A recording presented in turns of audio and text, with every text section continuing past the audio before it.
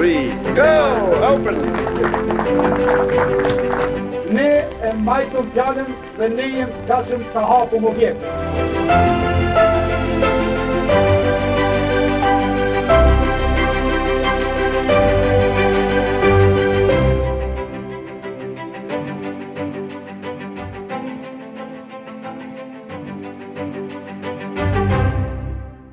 Unë jam Selimi, drejtori i Jyskit për Kosovë.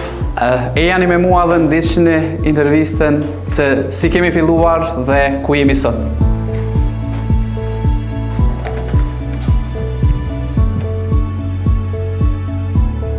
Për me folë për Jyskin është privilegj, faktikisht Jyski daton prej vitit 1979, kur është hap dyqani i parë në Danimark, kurse në Kosovë është prej vitit 2004. Kemi pas fatin të jemi faktikisht të rrugtojmë edhe bashkë me Jyskin Kosovë. Për cilit vetë në Kosovë? Në Kosovë është prej vitit 2004, ku dyqani i parë është hap me 12 shkurt. Realisht, në atë periudhë, në vitin 2003 është nënshkru kontrata, ku sigurisht që një punë e madhe është bo pej pronarit, i cili ka arrit ta sjell brendin e parë franchise Jys në Kosovë, edhe nëse flasëm për atë periudhë, sfidat kanë qenë të mëdha, sepse bëhet fjalë për Kosovën e pas luftës, edhe faktikisht një brend si Jyski me sjellje në Kosovë ka qenë sfidë.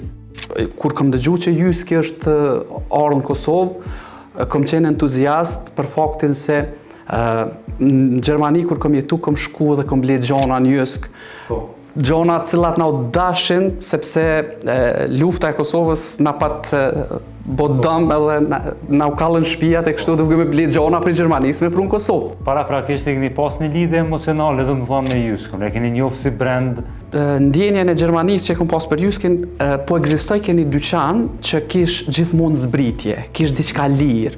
Edhe domethënë ai emocion na përcjell sot e kësaj dite të gjithëve, kështu që në vend ku ka gjona që janë edhe moderne edhe lirë, atëherë ki dëshirë me vizitë. Normalisht. Ju jeni angazhuar prej vitit?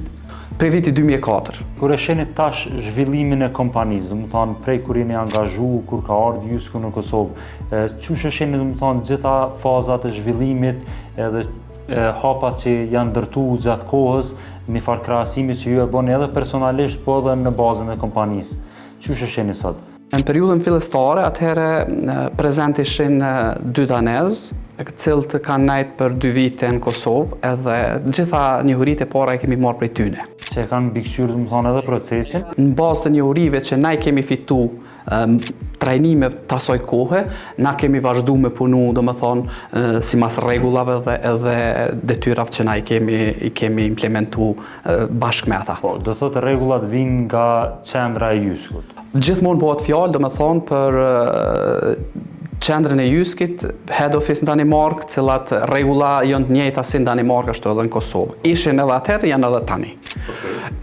Kemi fitu shumë njohuri, domethënë, njohurit prej aty në bazë, domethënë, si trajtohet klienti, si mirëmbahet dyqani, rregullat e punës, cilat fillimisht domethënë trajtimi kolegut, komunikimi, është shumë thjesht me rrjedh gjithçka natyrshëm, edhe në bazë saj na faktikisht nuk e kemi pas problem për faktin se nëse je implementues ose kopjues i mirë, ato s'ka çare pa dalë një rezultat i mirë.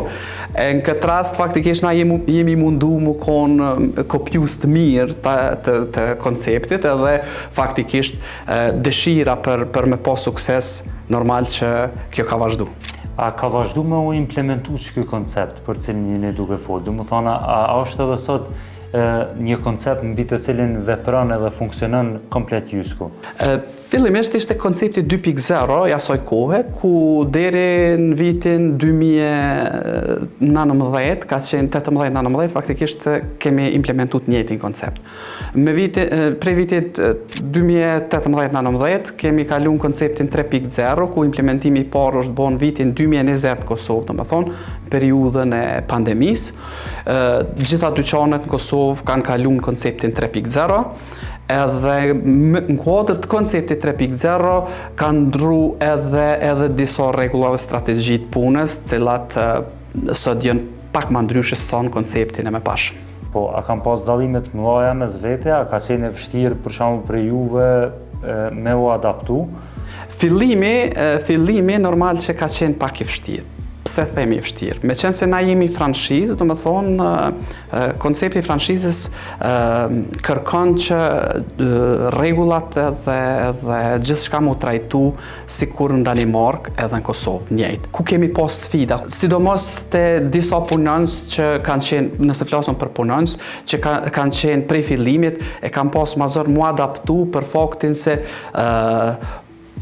rregullat e reja janë ma strikte edhe, që me thonë, ma pak ka kompromis në për procedurat punës. Kurse rregullat e ma hershme, ka ekzistu kompromisi, mirë po kanë qenë formën e delegimit.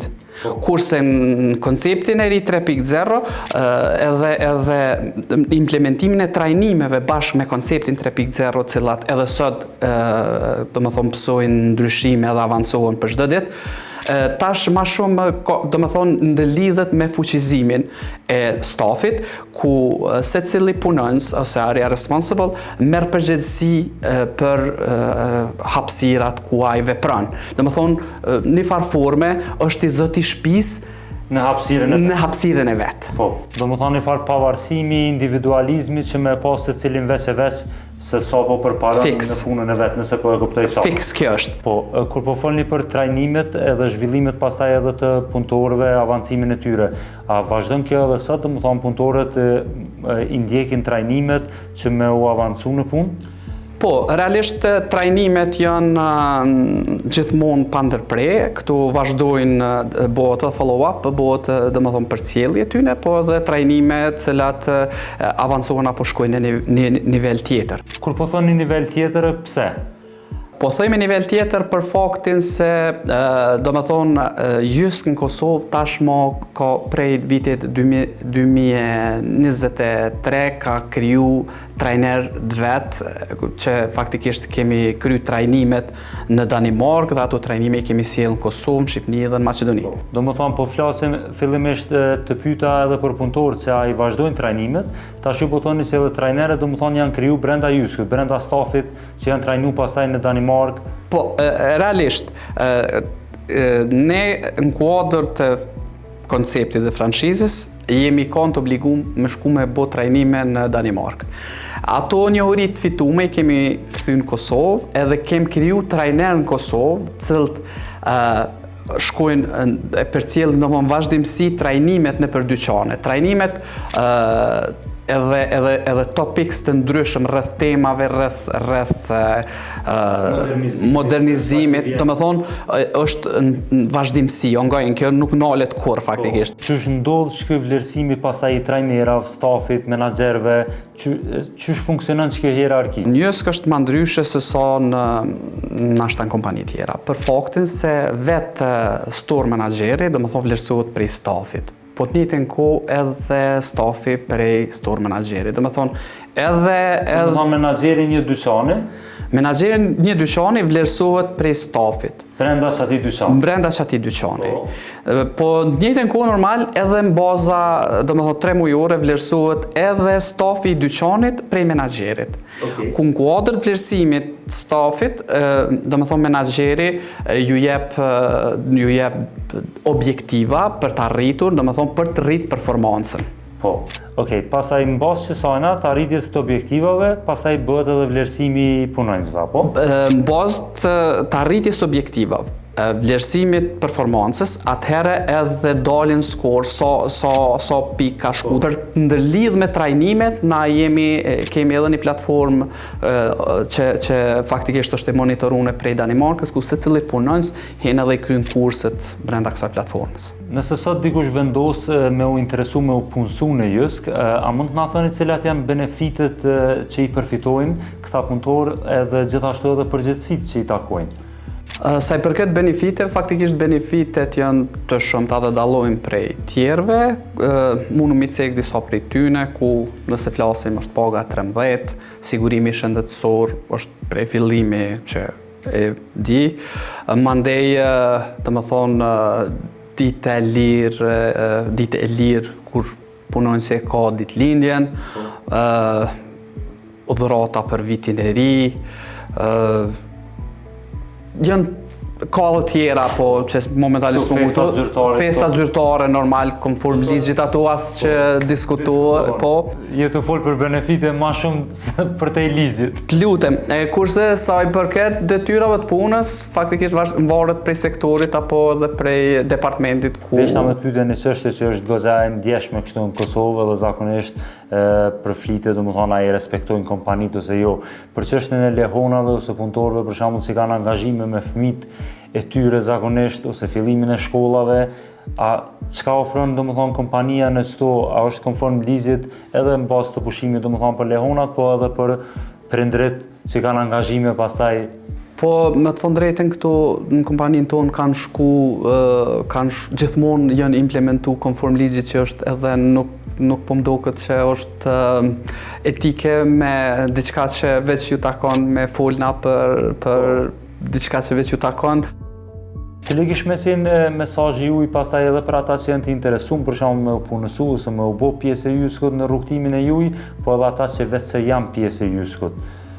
Po realisht besoj që vetë rrugtimi i jemi edhe i shumë kolegëve të mi tregojnë shumë qartë se pse ja vlen me kon pjesë e ekipes tonë.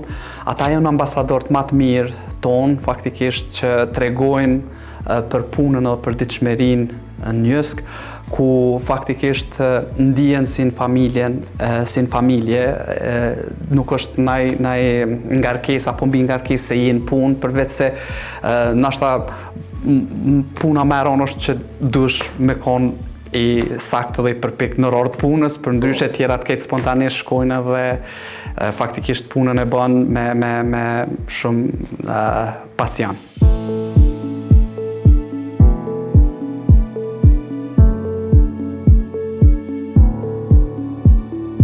Unë jam Arita Krasniqi, aktualisht jam store manager në dyqanin Jysk Arbrik të Prishtinë.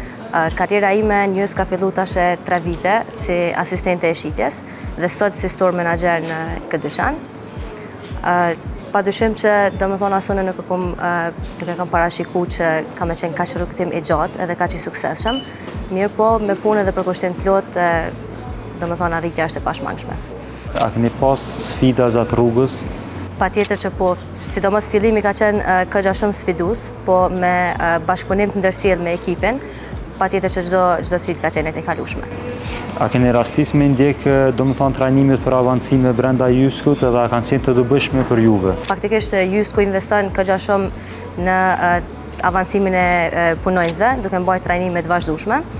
Në ato trajnime ne fillimisht marrim një hori të reja për të qenë ekspert të shitjes, në mënyrë që çdo klientit me i ofru një shërbim sa më korrekt edhe sa më të mirë, por që edhe për neve si staf vlen shumë ato trajnime për shkak se ne bëhemi profesionist dhe vetë se i marrim hapat e parë për avancime në pozita të ndryshme që Jysku vetë se i posedon. Po, cili kish me qenë mesazhi juaj për të interesuarit që kishin pas shef me qenë pjesë e Jyskut? Mesazhi im është i thjeshtë, me punë edhe për kushtim të vazhdueshëm, domethënë arritja është e pashmangshme.